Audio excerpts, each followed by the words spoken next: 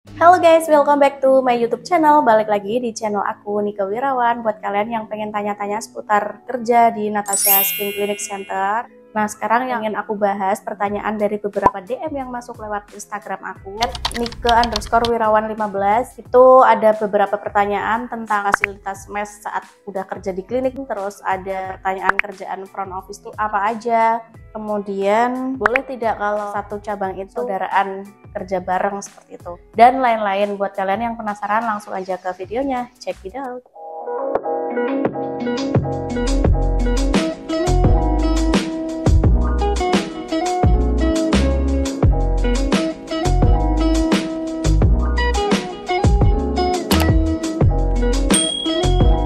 Oke guys, nah langsung aja aku jawab pertanyaan yang lewat DM Instagram aku ya. Dari Kak Karina. Assalamualaikum Kak, apakah disediakan mes atau tempat tinggal apabila sudah bekerja di cabang Natasha Skin Clinic seperti pada saat training? Terima kasih sebelumnya. Ayo, disediakan mes apa enggak? Kalau dulu ya emang ada sih tunjangan untuk biaya mes gitu. Kalau emang biasanya sih nggak ada mes. Kalau untuk Natasha yang udah di cabang di klinik itu nggak ada mes. Dulu banget ada, tapi cuma beberapa, nggak semua cabang disediain mes ya. Dan untuk menyiasati karena tidak disediakan mes, makanya dikasih uang untuk bayar kos kayak gitu. Tapi itu harus perjanjian sih sebelumnya sama HRD atau area manager saat kalian interview. Kalau nggak ada perjanjian ya berarti nggak ada bayar kos sendiri gitu guys. Aku dulu juga bayar kos sendiri, tapi ada temen aku yang dapat tunjangan kos juga 200 ribuan, lumayan banget ya. Itu katanya perjanjian gitu, waktu interview minta tunjangan untuk bayar kos, tapi kayaknya sekarang nggak ada deh, harus bayar kos sendiri semua, nggak ada tunjangan kalau sekarang. Kalau yang dulu-dulu masih ada tunjangan dan masih tetap berlaku sampai saat ini, kecuali orangnya masih kerja di Natasha, seperti itu.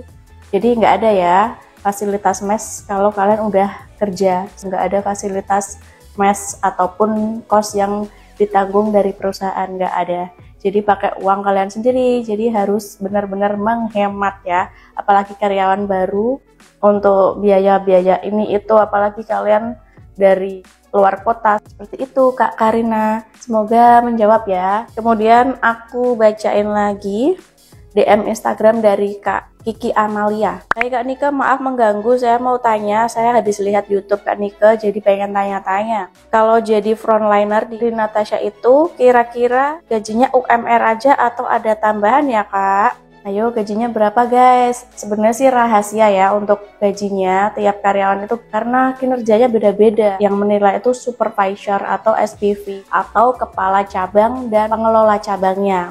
Jadi kalau kalian sergap, cekatan, itu nanti dilihat kinerjanya kalian. Jadi yang bisa melihat nanti gajinya berapa bonusnya itu dari kinerja kalian sendiri. Jangan males-malesan kalau kerja. Nah, untuk UMR pasti UMR ya. Tiap kota daerah kan beda-beda UMR-nya, menyesuaikan, biaya hidup juga menyesuaikan kan. Jadi kalau untuk Jawa Tengah yang paling banyak itu emang di Kota Semarang untuk UMR-nya. Jadi untuk front office itu kalau di kota-kota malah lebih sedikit ketimbang beauty therapist untuk gajinya loh ya guys ya.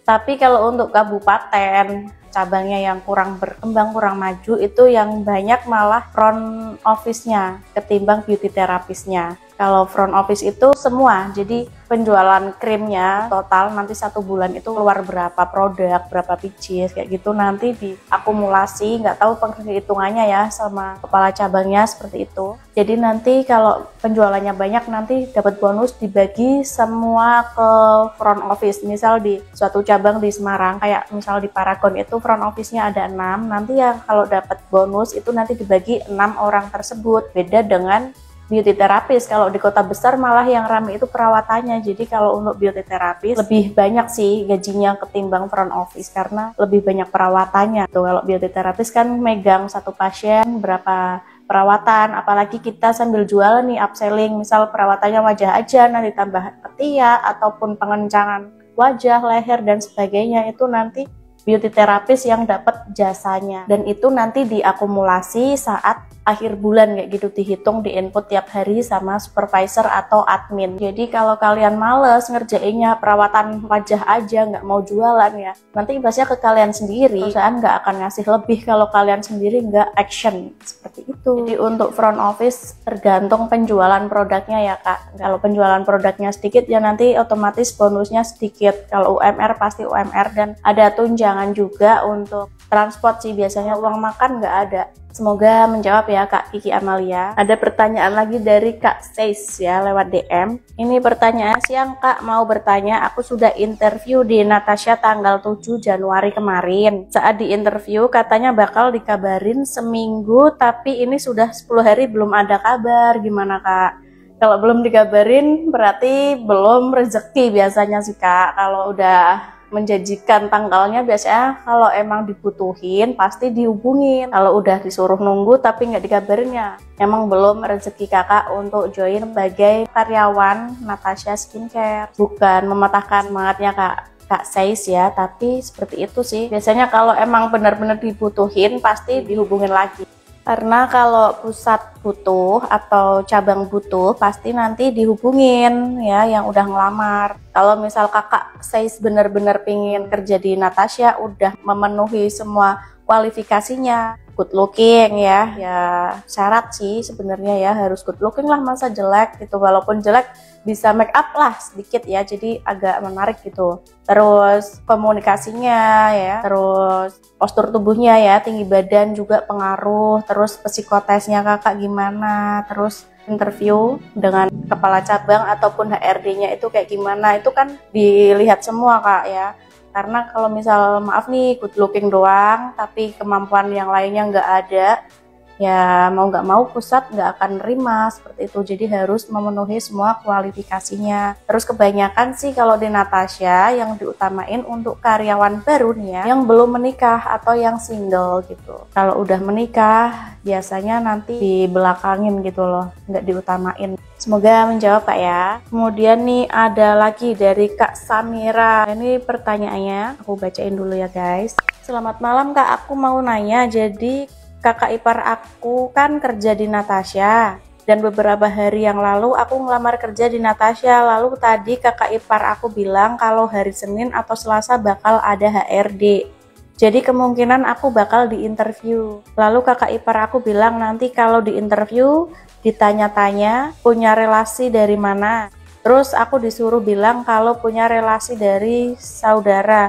Kakak ipar aku larang aku bilang kalau dari kakak ipar, tapi bilangnya saudara. Itu kenapa ya kak? Apa nggak boleh kakak dan adik kerja di Natasha? Itu pertanyaan pertama, aku jawab dulu ya. Masih ada pertanyaan kedua soalnya nih. Kakak iparnya nggak boleh jawab seperti itu saat ditanyain sama HRD. Memang untuk satu cabang klinik nggak boleh saudaraan, sepupuan, suami istri, pokoknya ada hubungan keluarga itu nggak boleh kalau satu cabang loh ya, kecuali beda cabang seperti di Semarang ya. Kalau di Semarang kan ada 3 cabang, misal aku di Paragon, terus aku punya adikku di Paragon juga, itu nggak boleh, jadi harus dilempar ke cabang lain, misalnya ke cabang Raung gitu ya. Terus kemudian kakak ipar aku di Natasha juga, jadi harus dilempar ke cabang Rejosari, nggak boleh berkumpul di satu cabang, harus terpisah. Boleh untuk satu keluarga mau kerja di Natasha semua nggak apa-apa kalau keterima ya, kalau emang udah rezeki. Tapi kalau satu cabang itu memang nggak boleh. Kalaupun kalian berbohong saat interview bilang saudara, ipar, nanti kan ada hubungannya. Kalau misal deket ketahuan, habis loh gitu. Jadi emang nggak boleh sih kalau emang satu cabang ya. Makanya harus bilangnya saudara, tapi nanti ujung-ujungnya bakal ketahuan dan kamu nanti bakal ditendang juga sih. Bahasanya apa ya, maksudnya nanti dipindahin ke cabang yang lain, misal di kota tersebut nggak ada, kayak di Pekalongan kan hanya satu, nanti ya kalian bisa aja dipindah ke Tegal atau ke Semarang atau ke Kudus dan yang lainnya seperti itu. Karena emang nggak boleh sepupuan, saudaraan, satu keluarga, satu kakak, ada turunan darah itu nggak boleh satu cabang. Seperti itu Kak Samira. Kemudian pertanyaan yang kedua, aku kan baru lulus, belum wisuda. Nah, kakak ipar aku bilang kalau misalnya ada telepon dari pusat yang di Jogja, terus suruh aku buat berangkat ke Jogja, misalnya disuruh berangkat ke Jogja tanggal 31, tapi di tanggal itu aku ada wisuda, kakak ipar aku bilang suruh ke peneleponnya bisa nggak nanti tanggal 1 atau 2 ke Jogjanya.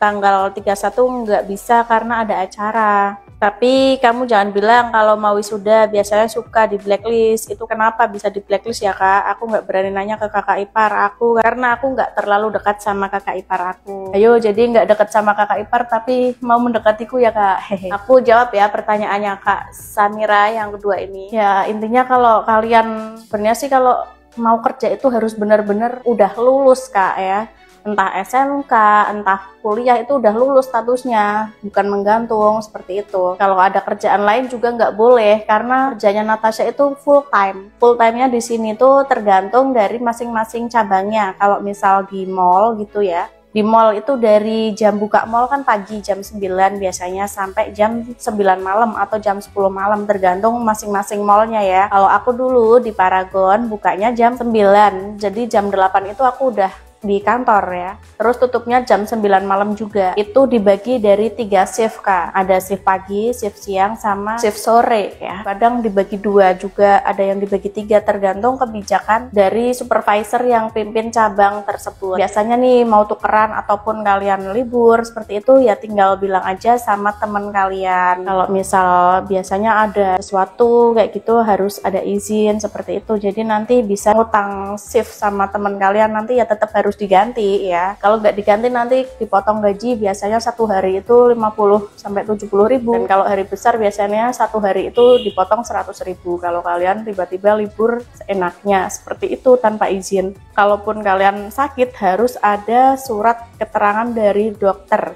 Nggak boleh alfa doang tuh nggak boleh kalau kalian nggak pengen dipotong gajinya. Dan kenapa di blacklist? Sebenarnya sih nggak boleh ya nego-nego hari, tapi tergantung HRD-nya atau dari pusatnya yang diajak bicara. Kalau orangnya enak biasanya sih misal mau mundur hari itu nggak apa-apa, karena banyak sih biasanya banyak yang lamar kerja, jadinya kalian tuh kayak nggak butuh kerjaan gitu, disuruh datang tapi nggak datang karena ada acara wisuda. Tapi kalau aku dulu sih sebenarnya masih kerja di salon, aku belum keluar posisinya, tapi kalau di salon tersebut tuh waktu aku kerja nggak ada penahanan ijazah, jadi aku bilang sama tacinya aku mau keluar Ci, aku bilangnya sih mau nikah dulu karena kalau nggak aku nggak boleh resign dari salon tersebut karena udah dipercaya gitu. Jadinya aku waktu diterima di Natasha, habis interview disuruh berangkat training ke Jogja, aku akhirnya baru bilang sama tacinya bahwa aku mau resign seperti itu, dan aku langsung terus OTW ke Jogja seperti hari yang udah ditetapkan dari pusat. Aku nggak minta mundur-mundur hari ataupun maju-maju hari seperti itu. Sebenarnya kalau kalian udah di interview, udah disuruh training itu harus siap jiwa dan raganya ya guys ya. Seperti itu. Kalau kalian belum siap ya berarti masih setengah-setengah, takutnya nanti di sana kalian nggak betah atau segala macam. Semoga menjawab ya. Kemudian ada pertanyaan lagi dari Kak Muhammad Rian. Assalamualaikum Kak, izin bertanya seputar training Natasha di Jogja itu pada saat training untuk posisi front office boleh menggunakan kacamata tidak Kak? Terima kasih. Kak, kalau untuk posisi front office apa saja yang dikerjakan? Mohon jawabannya Kak. Oke, untuk front office itu kalau kalian minus nggak apa-apa sih. Yang penting minusnya kacamata yang kalian belum tebel banget kayak botol itu masih wajar, karena ada beberapa emang yang matanya minus gitu Kak ya. Misal pakai softline juga nggak apa-apa untuk front office. Saat training boleh pakai softline, boleh pakai kacamata untuk front office ya. Tapi untuk beauty therapist nggak boleh, utamain yang nggak minus matanya. Kalau untuk front office masih boleh seperti itu ya Kak Rian. Dan untuk posisi front office itu apa aja yang dikerjain itu, satu ada greeting dulu, itu biasanya belajar komunikasi sama pasien ataupun angkat telepon dan sama dokter kayak gitu, sama temen. Ya biasanya kalau angkat telepon itu seperti ini sih contohnya. Misal ada yang telepon nih, terus aku kan misal di cabang Natasha Paragon Semarang nih, langsung aku angkat kan sambil bilang, Natasha Paragon Mall, selamat siang, dengan Nike ada yang bisa dibantu? Itu Kak. Jadi nanti dari pasiennya mau beli krim ataupun booking jam perawatan atau tindakan dokter, itu nanti kalian bisa langsung catat seperti itu. Terus untuk nyambut pasien yang di klinik ya, bilang nanti kalau pasien datang, dibukain pintu kan biasanya sama OB.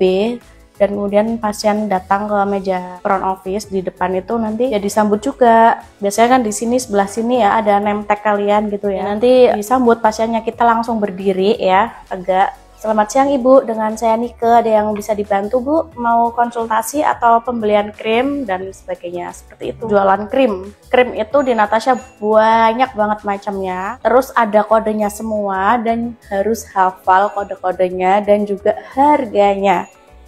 Ayo, udah siap belum hafalan Kak?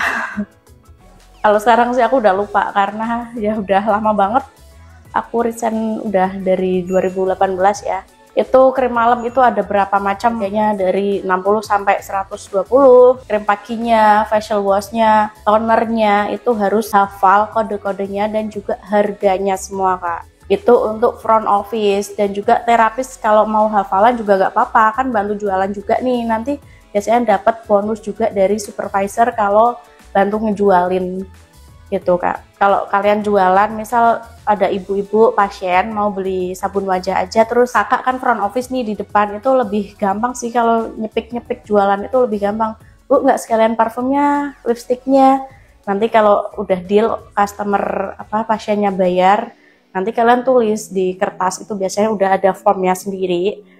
Misal Nike nih jualan tadi lipstick terus sama parfum, itu ditulis seperti itu, dikasih paraf, nanti dicek juga sama supervisor tiap bulan, nanti dikasih bonus kalau target. Kalau nggak target ya enggak itu. Makanya kalian harus benar-benar jualan banget sih, karena kerjanya kan di situ juga jualan produk, nggak hanya fokus ke perawatan ya kan. Kemudian yang input kayak kasir, yang ngurusin keuangan lah. Kalau misal ada selisih harga, nanti kalian yang nanggung juga kalau rugi gitu tuh. Nanti kalau misal tanggung jawabnya kalian kasir 1 bulan ya Rian sendiri misalnya nih jadi kasir gitu. Nanti ya kalau ada selisih harga kurang, uangnya kurang yang diterima, harus nombok ya, nambahin. Misal kasirnya ya gantian ada 3 orang ya, nanti iuran biasanya 3 orang tersebut untuk mengganti uang yang hilang ataupun produk yang hilang. Karena tiap akhir bulan itu dihitung semua produknya, dicek terus stoknya ya, ada stok masuk, stok opnam, tiap cut off akhir bulan itu dicek semuanya, jadi nggak boleh ada selisih. Kemudian biasanya tiap 6 bulan sekali ada audit juga yang ngecek, entah dari bahan untuk clinical vessel, untuk perawatan, terus untuk produk krim-krim dan lainnya itu dicek semua, jadi nggak boleh ada ngumpetin buat pribadi, itu nggak boleh ya, walaupun karyawan tetap harus beli pakai uang pribadi, seperti itu. Semoga menjawab pertanyaan Kak Rian ya. Kemudian ada pertanyaan lagi dari Kak Novia.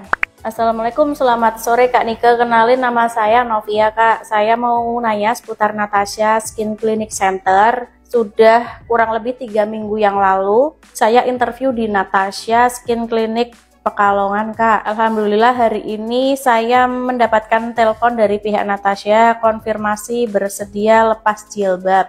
Katanya nunggu dihubungi dari pihak HRD untuk info selanjutnya Kak. Saya mau nanya Kak, kira-kira apakah ijazah boleh diambil setelah bekerja 1 tahun Kak? Atau boleh diambil setelah kerja 2 tahun? Minimal kerja di Natasha sendiri apakah kontrak kerja harus 2 tahun Kak, atau bertahap 1 tahun terlebih dahulu? Makasih Kak. Panjang ya pertanyaannya. Oke, kita jawab dulu. Ya memang karena di Natasha itu bukan klinik Islami muslimah, jadi kalau untuk yang berhijab itu tertentu ya, dokter, apoteker itu, kecuali cabang Aceh itu boleh berjilbab. Dan untuk beauty therapist sama front office tidak boleh berjilbab karena ya ribet juga saat ngerjain perawatan, kalian belibet benerin jilbab itu. Makanya di Natasha untuk terapis itu nggak boleh berjilbab ya. Kalau aku sih emang nggak berjilbab, jadi fan-fan aja sih. Tapi kebanyakan sih kalau dulu teman-teman aku yang emang udah berjilbab saat kerja lepas jilbab ya, tapi nanti saat berangkat sama pulang mereka tetap dipakai jilbabnya gitu guys. Jadi saat bekerja aja no hijab, no jilbab. Kalau dulu aku ijazahnya setelah aku kerja 1 tahun itu ijazah aku ambil. Tapi bukan karena 1 tahun belum habis kontrak boleh diambil terus kalian bisa kabur, no. Natasha cabang besar loh guys ya. Kalau kalian kabur, ijazah udah diambil, ya otomatis kalian nanti ada urusan, entah kalian disomasi, ada perkara hukum pastinya. Di Natasha kan ownernya sukses banget, jadi kalau mau macam-macam ya nggak bisa seperti itu. Jadi harus kerjanya bener aja deh gitu. Ada juga yang nggak boleh harus habis 2 tahun dulu, ya dilihat sih kinerja kalian itu, kalian kerja di Natasha itu tertekan nggak. Kalau misal tertekan udah pengennya keluar gitu aja ya nanti nggak boleh dipersulit, nggak boleh diambil walaupun kalian udah kerja 1 tahun. Tapi kalau kalian fan-fan aja, enjoy, malah pengen perpanjang kontrak, ya 1 tahun diambil nggak apa-apa, seperti itu. Dan setelah 2 tahun pun ijazahnya nggak ditahan lagi, udah di tangan kalian. Jadi cuma tanda tangan perpanjang kontrak aja, tapi ijazahnya nggak dititipin lagi ke Natashanya. Dan untuk kontrak awal itu langsung 2 tahun Kak ya, bukan dicicil 1 tahun dulu kontrak tuh, enggak.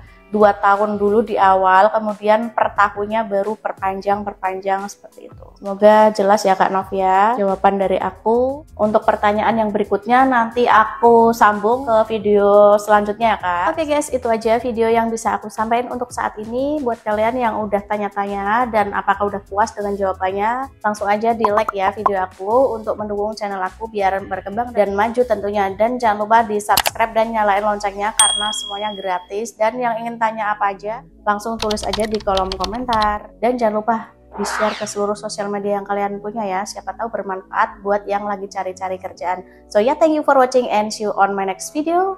Bye-bye guys.